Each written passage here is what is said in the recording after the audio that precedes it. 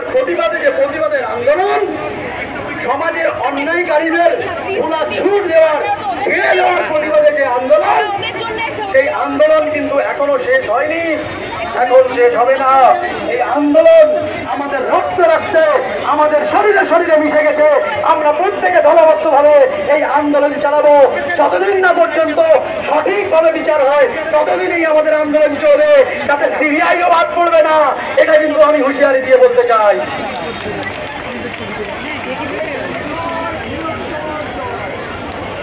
Supreme কোর্টে গিয়ে লয়াররা, আপনারা দেখেছেন কদিন আগে সুপ্রিম কোর্টে গিয়ে রাজ্য সরকারের লয়ার বলল, সাগর দত্তের যে কেসটা হয়েছিল, ডাক্তারদের উপর হামলা হয়েছিল, পেশেন্ট এসে মারা গিয়েছিল, এটা ডাক্তাররা বেড দিতে পারেনি, ডাক্তাররা ট্রিটমেন্ট করেনি, তাই এই ঘটনাটা ঘটেছে। কিরকম নির্লজ্জ স্টেটমেন্ট দেখুন। এমন একটা পরিস্থিতিতে এসে গেছে যে প্রশাসন বা সরকার একটা হসপিটালের বেড দেওয়ারও দায়িত্ব নিতে পারছে না, ওরা ডাক্তারদের উপর চাপিয়ে দিচ্ছে, ডাক্তাররা বেড দিতে পারছে না। এই কথাটা ইনডাইরেক্টলি লজ্জা করে আমাদের বলতে যে ডাক্তাররা বেড দেওয়ার কেউ নয়, সরকারকে দায়িত্ব নিতে হবে। বেড সংখ্যা বাড়াতে হবে, বেড বাড়াতে হবে, আইসিইউর বেড বাড়াতে হবে, ওষুধের মান বাড়াতে হবে, ওষুধ অ্যাভেলেবিলিটি বাড়াতে হবে, নার্স, স্বাস্থ্যকর্মী, জিডিএ সমস্ত কিছুর নাম্বার বাড়াতে হবে, তাই পুলিশ কর্মীরা বাড়াতে হবে, তাই শিক্ষক বাড়াতে হবে। সমাজ পরিবর্তন করতে গেলে যে যে ভুলগুলো আছে সবগুলোকে পূরণ করতে হবে।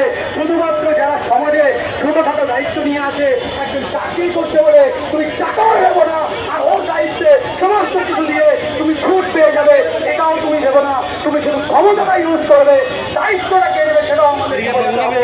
যেমন ক্ষমতা তুমি ইউজ করবে তেমন দায়িত্ব তোমার পরে, সেই দায়িত্ব নিয়ে ক্ষমতা ব্যবহার করুন, এটাও আমরা হুঁশিয়ারি দিয়ে বলতে চাই।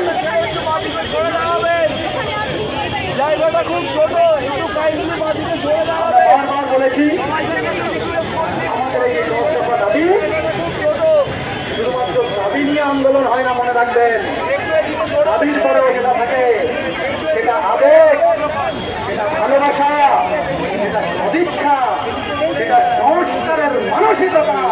এই প্রত্যেকটা জিনিস যত আপনারা দেরি করবেন, এই প্রত্যেকটা জিনিস রোজ একজন মানুষ আসবে আর আমাদের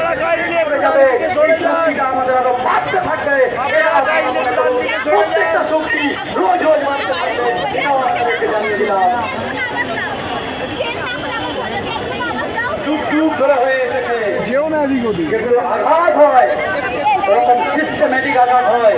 আমি একটু আগেই বলেছিলাম যে এই সিস্টেমেটিক আঘাতের প্রথম দুটো ওয়ার্ড, আমি বারবার কেন বলি রিপিটেডলি, এই দুটো ওয়ার্ড দিয়ে আমাদের সমাজ তৈরি হয়। এক নারী, আমাদের মা, আর হচ্ছে শিক্ষা। এই দুটো জিনিস বারবার সবার কানে ঢুকিয়ে দিতে চাই। এই দুটোকে রক্ষা করুন, এই দুটোকে রক্ষা করুন। সমাজ যদি পরিবর্তন করতে চান, যদি স্বাধীনভাবে বাঁচতে চান, নিজের মতামত রাখতে চান, ভালো মানুষ হিসেবে দাঁড়াতে চান, তাহলে এই দুটো জিনিসকে রক্ষা করুন। এই রক্ষা করার দায়িত্ব এই মুহূর্তে দাঁড়িয়ে সরকারের চেয়ে আমার মনে হয় সাধারণ মানুষের প্রতি আমার বেশি ভরসা, আপনাদের প্রতি আমার ভরসা। এগুলো রাখার, এগুলো সুন্দর করে রাখার, এগুলো প্রোটেক্ট করে রাখার দায়িত্ব আপনারা নিন, প্রত্যেকের প্রয়োজনে দায়িত্ব নিন এবং এই দায়িত্বটা নিজের বাড়ি থেকে শুরু করুন। আমার বাড়ি থেকে আমার মা রান্না করে, আমার বাড়ি থেকে মা রান্না করে চাকরি নাও করতে পারে, উনি কিন্তু ওটা ওনার কর্মস্থল। আমরা বাড়িতেও আমার মায়েদের, বোনেদের কর্মস্থলের সুরক্ষা চাইছি। এই সুরক্ষাতে আমরা প্রত্যেকে হাতে হাত দিয়ে ওই জায়গাটা প্রকাশ করব। এই সঙ্গে একটু সামনেটা প্লিজ, যতটা পারেন শরীরের স্বার্থে একটু ভেন্টিলেশনের প্রয়োজন, তাই আপনারা একটু যত্ন করে কথা করুন। মিছিলের সামনে প্রচুর মানুষের ভিড় রয়েছে, প্রত্যেকের ভালোবাসা।